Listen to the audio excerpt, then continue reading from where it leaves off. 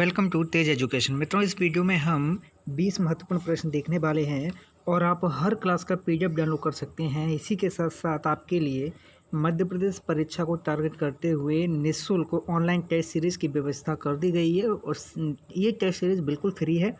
आप केवल गूगल पर सर्च करें tejeducation.net और हमारी वेबसाइट पर आप जाकर टेस्ट सीरीज़ दे सकते हैं। इसके अलावा अगर आपको कोई भी समस्या है तब आप व्हाट्सएप नंबर पर संपर्क करें, जहां आपको पीडीएफ और टेस्ट सीरीज़ की सीधे सीधे लिंक उपलब्ध करा दी जाएगी। आइए, सबसे पहला प्रश्न है कि वनोन्मूलन के फलस्वरूप निम्नलिखित में से किस वायुमंडलीय गैसीय संगठन के स्तर में वृद्धि होती है। सबसे पहला ऑप्शन है कार्बन डाइऑक्साइड या ओजोन, जल वाष्प या फिर ऑक्सीजन। तो इसका सही जवाब है कार्बन डाइऑक्साइड। तो देखिएगा, क्या साथ ही साथ समझिएगा, आंसर भी याद कीजिएगा। देखिएगा, वनोन्मूलन के फलस्वरूप जब वनों का कटाव होता है, वनों का अधिक उन्मूलन किया जाता है, तो वायुमंडल में सबसे अधिक कार्बन डाइऑक्साइड गैस के स्तर में क्या है, वृद्धि हो जाती है। ओके, आगे बढ़ते हैं। अगर प्रश्न ऐसे भी पूछ लिया जाए कि कौन सी वायुमंडलीय गैसीय संगठन है जिसमें क्या है, कमी आती है, तो भैया जी ऑक्सीजन O2 में जो है कमी आती है। ओके, और कार्बन डाइऑक्साइड क्या है, बढ़ने लगती है। अगला प्रश्न है कि निम्नलिखित में से कौन से पक्षी के नर और मादा दिखने में समान होते हैं। सबसे पहला ऑप्शन है बुलबुल, कोयल, गौरैया या फिर मधुखोरा। ऐसा कौन सा पक्षी है जो कि नर और मादा दोनों में एक जैसा दिखता है। तो इसका सही जवाब है ऑप्शन ए, बुलबुल। अगला प्रश्न है कि प्राकृतिक संसाधन इनमें से कौन है, जल, खनिज, लकड़ी या फिर ये सभी प्राकृतिक संसाधन हैं। तो बड़ा ही आसान सा प्रश्न है, ये सभी मित्रों क्या हैं, प्राकृतिक संसाधन है। जल हमें प्रकृति के द्वारा उपलब्ध है, खनिज प्रकृति के द्वारा, और लकड़ी ये भी प्रकृति प्रदत्त है। अगला प्रश्न है कि कीट भक्षी पादप जिस मृदा पर उगते हैं उनमें कौन सा तत्व नहीं होता है। सबसे पहला ऑप्शन है नाइट्रोजन या फिर कार्बन, सल्फर या पोटेशियम। तो जो कीट भक्षी पादप जिस मृदा पर उगते हैं उनमें तत्व नहीं होता है मित्रों, कौन सा, नाइट्रोजन। ओके, जिस मिट्टी में, जिस मृदा में नाइट्रोजन नहीं होगा वहाँ कौन से कीट भक्षी पादप जो है उगेंगे। अगला प्रश्न है कि निम्नलिखित पौधों में से कौन सा वृक्ष का उदाहरण है। पहला ऑप्शन बरगद, गुलाब, मेहंदी या तुलसी। बड़ा ही आसान सा प्रश्न है। तो न तो गुलाब, ना ही मेहंदी, ना ही तुलसी, ये वृक्ष नहीं है, वृक्षों का उदाहरण नहीं है, बल्कि बरगद जो है वो वृक्ष का उदाहरण है। अगला प्रश्न है, तो देखा आपने, कुछ व्यवहारिक प्रश्न भी आपको देखने को मिलेंगे। प्रश्न है कि निम्नलिखित में से कौन सा पक्षी स्वयं के नीड़ का निर्माण करता है। सबसे पहला प्रश्न ऑप्शन कौवा, कोयल, गौरैया या फिर बुलबुल। तो इसका सही जवाब है कोयल। ओके, ये स्वयं के नीड़ का निर्माण करती है। प्रश्न है कि कांटेनुमा पत्तियों को दर्शाकर एक शिक्षक किस प्रकार के पौधों के बारे में पढ़ा रहा है। स्थलीय पौधों के बारे में, जलीय पौधों के बारे में, उभयधर्मी या मरुस्थलीय। अगर आपको एक शिक्षक कांटेनुमा पत्तियों को दर्शाकर पढ़ा रहा है तो उसका अर्थ है कि वह आपको मरुस्थलीय पौधों के बारे में क्या है, जानकारी देना चाह रहा है। अगला प्रश्न है कि निम्नलिखित में से कौन हमारे पर्यावरण के अपघटन के लिए उत्तरदायी नहीं है।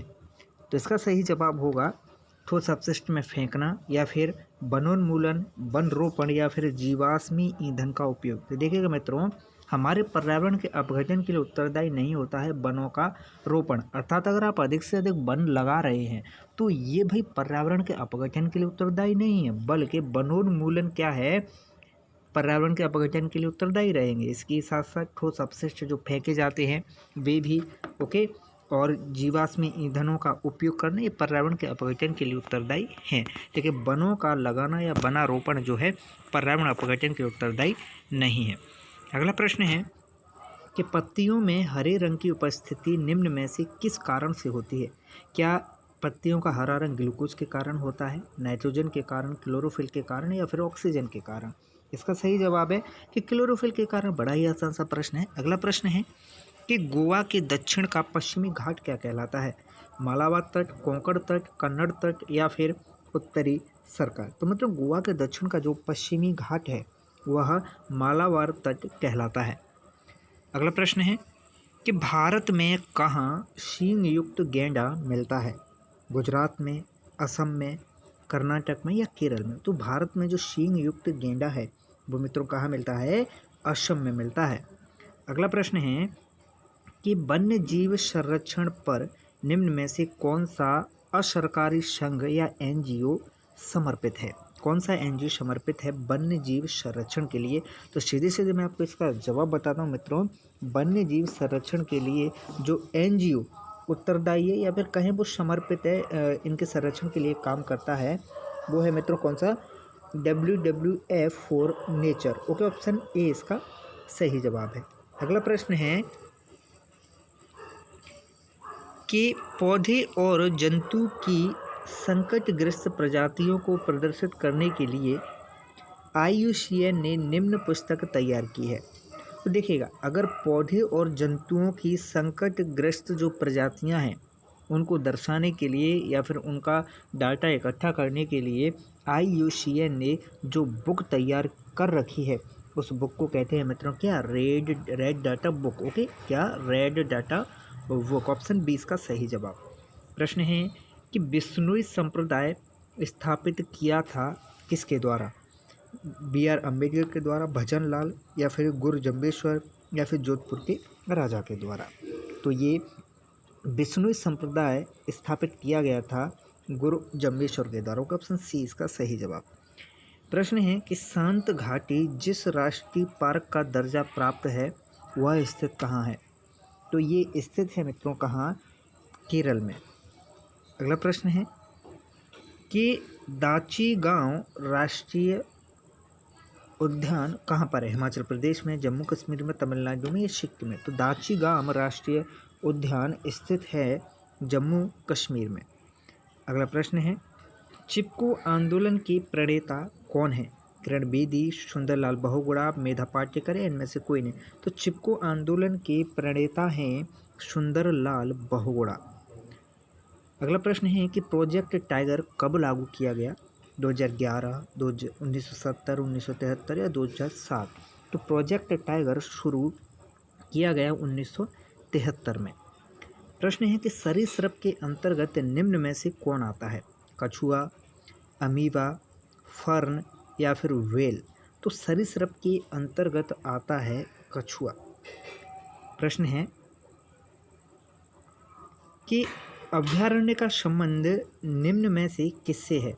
ऊर्जा संरक्षण, जल संरक्षण, वन्यजीव संरक्षण या डॉल्फिन संरक्षण? तो अभ्यारण्य का संबंध है मित्रों निम्न में से किससे? इसका सही जवाब होगा ऑप्शन सी, वन्यजीव संरक्षण। ओके, ऑप्शन सी इसका सही जवाब है।